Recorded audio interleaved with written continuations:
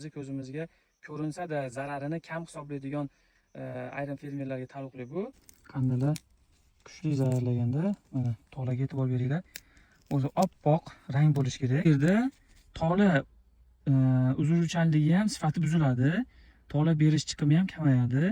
Chigit to'lmaydi. Urug'likka unib chiqishiga ta'sir qiladi. Chigitni sevazn bo'lishiga ham ta'sir qiladi. Hurmatli kuzatuvchilar, g'o'za parvarishlaydigan fermerlar respublika bo'ylab mana xorijiy bo'lsin, mahalliy g'o'za navlari bo'lsin parvarish qilinyapti.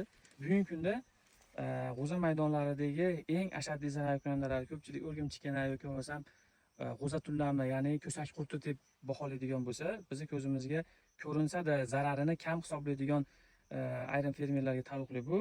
Bugungi kunda g'o'za qandalasi, umuman qandalalar oilasiga mansub bo'lgan zararkunanda katta zarar yetkazadi. Ushbu zararkunanda g'o'zani gul, shona va yosh ko'raklarini tumshug'i orqali sanchib so'rib, u yerda ozuqani oladi va natijada katta zararlash natijasida shonalar to'kiladi, gullar quriydi va ko'raklar ichini mana qandalarning zararini shundan bilishlaring mumkin. Xuddi gammozga o'xshab, faqat bunda yog' oqmaydi, moy bo'lmaydi. Nuqta-nuqta qora bo'rtiqchalar hosil bo'ladi va buni ichini ochganlaringizda tola mana shunaqangi tusga kirib qoladi. Ya'ni oppoq tola qo'ng'ir rang sifatga kirib, mana orqa tarafdan sanchgan va bu yerda ichki tarafdan chirish ham boshlanadi. Mana tolani zararlangan joyi.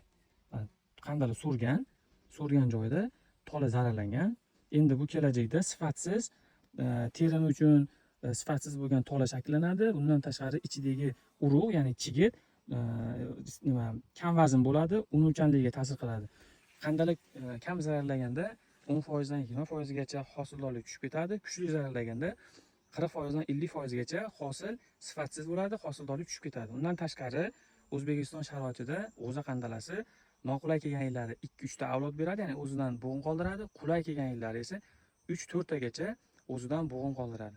Shu zararkunandaga qarshi eng samarali preparatlar tarkibida imidakloprid bo'lgan, tarkibida atsitamiprid bo'lgan, tarkibida flonikamid bo'lgan ta'sir etuvchi moddalarni saqlagan preparatlarni yuqorida ko'rsatib o'tamiz. Qanchadan qaysi foizdagi preparatni qanchadan ishlatsa bo'ladi degan savollarga va ushbu preparatlar OVX 600 agregatlari bilan ishlov berilishi kerak. Agar iloji bo'lsa, dalani ikki chekkasidan OVX 600 da ishlov berib kelsa maqsadga muvofiq bo'ladi. Agarda unaqa texnikaga ega bo'lmasa, bir dona OVX ni dalani bir chekkasidan u chekkasiga qarab ishlov berish tavsiya etiladi. Agar videomiz manfaatli bo'lgan bo'lsa, foydali bo'lgan bo'lsa, g'o'za parvarishlaydigan va qandalay hosilini urdirib, shona ko'raklarini to'kib qo'yayotgan, bilib bilmasdan ishlar o'tkazayotgan fermerlarga videoni qo'yinglar. Bizni yo'qotib qo'ymaslik uchun kanalga obuna bo'ling.